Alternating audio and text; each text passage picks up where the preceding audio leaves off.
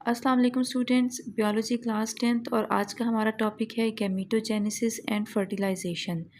गैमीटोजेनेसिस sexual reproduction में first step है। गैमीटोजेनेसिस mails में भी होती है और फीमेल्स में भी होती है। इस प्रोसेस में स्पेशलाइज्ड सेक्स सेल्स बनते हैं रिप्रोडक्टिव ऑर्गन्स में। दोनों रिप्रोडक्टिव ऑर्गन्स में, मेल के रिप्रोडक्टिव ऑर्गन में भी और फीमेल के रिप्रोडक्टिव ऑर्गन में भी स्पेशलाइज्ड सेक्स सेल्स बनते हैं जिनको गैमीट्स का नाम दिया जाता है। गैमीटोजेनेसिस का प्रोसेस अगर मेल्स में होगा तो उसको स्पर्मेटोजेनेसिस कहेंगे और मेल्स की टेस्टिस में स्पर्म सेल्स बनेंगे। जबकि अगर गैमीटोजेनेसिस का प्रोसेस फीमेल्स में होगा तो उसको oogenesis कहेंगे और फीमेल्स की ओवरीज में एग सेल्स बनेंगे, एग्स बनेंगे। दोनों ही सेक्स सेल्स स्पर्म्स और एग्स के पास हाफ नंबर ऑफ क्रोमोसोम्स होंगे जो क्रॉसिंग ओवर के बाद डबल हो जाएंगे।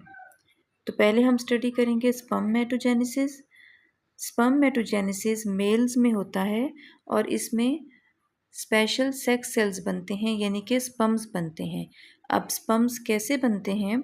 स्पर्मेटोजेनेसिस एक मुसलसल प्रोसेस है जो कि एक सर्टेन एज के बाद स्टार्ट होता है और एंड ऑफ लाइफ तक रहता है। इस प्रोसेस में मेल्स की टेस्टिस में से मेल्स की टेस्टिस में ट्यूब्यूल्स हैं जिनको सेमी इन्फेरस ट्यूब्यूल कहा जाता है। वहाँ से सेल्स डिवाइड होते हैं, डिप्लॉयड डिवाइड होते हैं यानी कि डबल होते हैं और उन डबल सेल्स को, डिप्लॉयड सेल्स को स्पर्मेटोगोनिया कहा जाता है। ये आप पिक्चर में देख सकते हैं, ये 2n लिखा है ऊपर, स्पर्मेटोगोनिया।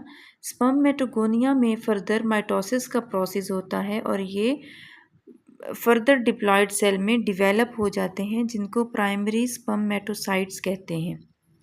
उसके बाद प्राइमरी स्पर्मेटोसाइट्स में मेयोसिस 1 का प्रोसेस होता है। माइटोसिस और मेयोसिस हम क्लास 9th में स्टडी कर चुके हैं। क्लास 9th के लेक्चर्स में मेरे इसी यूट्यूब चैनल पे अवेलेबल हैं माइटोसिस एंड मेयोसिस के लेक्चर्स, वहाँ से आप रिफ़्रेश कर सकते हैं। प्राइमरी स्पर्मेटोसाइट्स में मेयोसिस का प्रोसेस होता है जिसके रिजल्ट में 2 हैप्लॉइड स्पर्मेटोसाइट्स प्रोड्यूस होते हैं।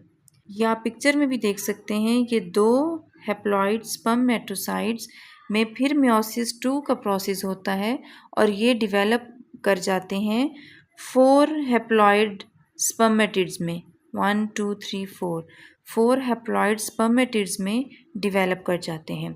अब इस स्टेज पर स्पर्मेटिड्स नॉन मोटाइल हैं, वो मूवमेंट नहीं कर सकते। यहाँ पे इनके अंदर चेंजिंग्स आएंगी, मज़ीद डिवेलपमेंट होगी, न्यूक्लियाई श्रिंक हो जाएगा, इनकी यहाँ टेल बन जाएगी और हेड की साइड पे एक रिंग बन जाएगा। ये सेल्स अब डिवेलप्ड हो गए हैं, अपनी कंप्लीट एक कंडीशन में आ गए हैं और इनको फुली डिवेलप, और इस फुली डिवेलप्ड कंडीशन को कहते हैं स्पर्म सेल्स। ये स्पर्म सेल्स हैं और ये हैं मेल के रिप्रोडक्टिव सेल्स।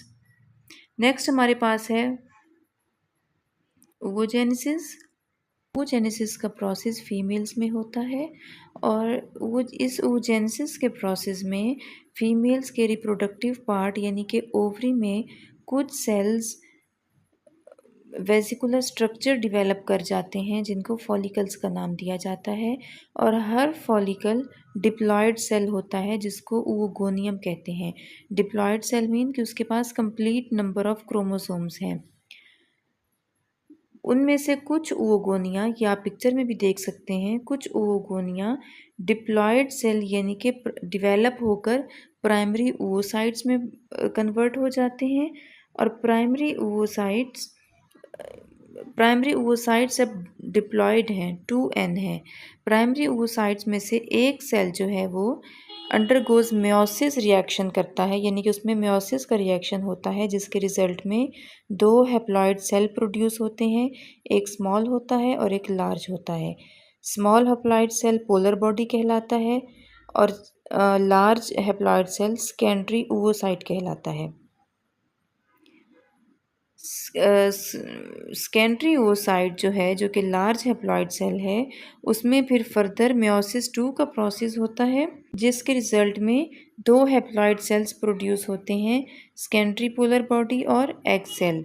और ये एग सेल ही फीमेल्स के सेक्स सेल्स हैं। गैमीटोजेनेसिस के प्रोसेस में, यानी कि स्पर्मेटोजेनेसिस के प्रोसेस में स्पर्म्स बन गए और ooजेनेसिस के प्रोसेस में एग्स बन गए। स्पर्म और एग्स दोनों हैप्लॉइड हैं, दोनों के पास हाफ नंबर ऑफ क्रोमोसोम्स हैं।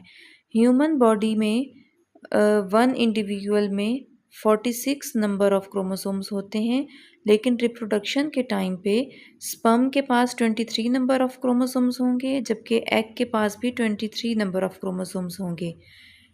अब गैमीटोजेनेसिस के बाद नेक्स्ट है फर्टिलाइजेशन। फर्टिलाइजेशन में जब मेल्स के स्पर्म्स और फीमेल के एग्स जब यूनाइट करेंगे, मिलेंगे, तो half number of chromosome male के और half number of chromosomes female के यूनाइट होके डबल नंबर ऑफ क्रोमोसोम यानी कि कंप्लीट नंबर ऑफ क्रोमोसोम्स यानी कि 46 नंबर ऑफ क्रोमोसोम वाला इंडिविजुअल बनाएंगे। इस तरह से हाफ जीन्स जो हैं वो मेल से आती हैं 23 नंबर ऑफ क्रोमोसोम से, और हाफ जीन्स फीमेल से आती हैं 23 नंबर ऑफ क्रोमोसोम्स। ये दोनों जब यूनाइट होते हैं तो 46 नंबर ऑफ क्रोमोसोम्स के साथ एक इंडिविजुअल तैयार होता है, जो कि जिसके पास दोनों जीन्स होती हैं, फादर की भी और मदर की भी। फर्टिलाइजेशंस दो तरह की होती हैं, internal fertilisation and external fertilisation. Human beings में इंटरनल फर्टिलाइजेशन होती है। इसमें मेल का स्पर्म फीमेल की बॉडी में एंटर होता है और वहाँ इंटरनल फर्टिलाइजेशन होती है ओवरीज में।